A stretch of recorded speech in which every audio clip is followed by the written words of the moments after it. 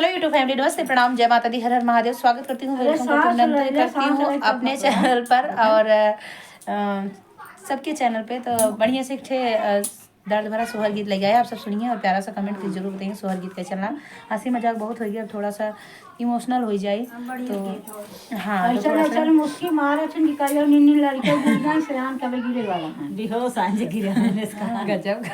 कहियो निन्नी लड़कियां गिर गया निन्नी लड़के गिर गया ना जो सियाने का भी बाकी नहीं, सियाने काबू खुद का काबू कर ले था,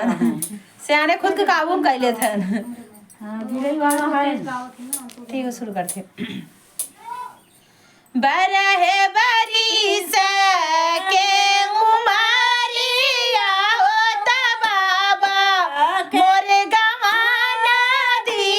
है, बाबा मोर गवाना दी है, ओ मोर सखिया पिया मोर बसे परदेसवा हो उलटी नाही जीता मई हो उलटी ना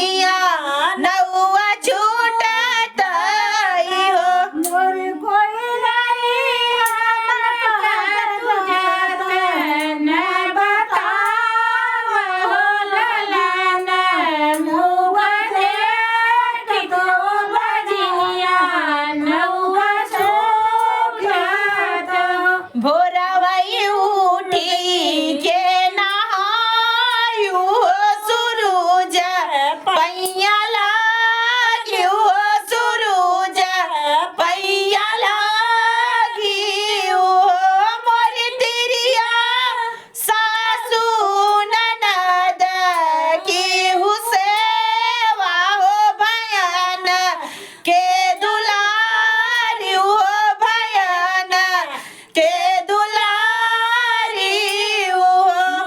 तेरी आशा सुनना दे की हुसे हो भयन के दुलारी हो भयन के दुलारी हो मोरी तिरिया सासू ननद के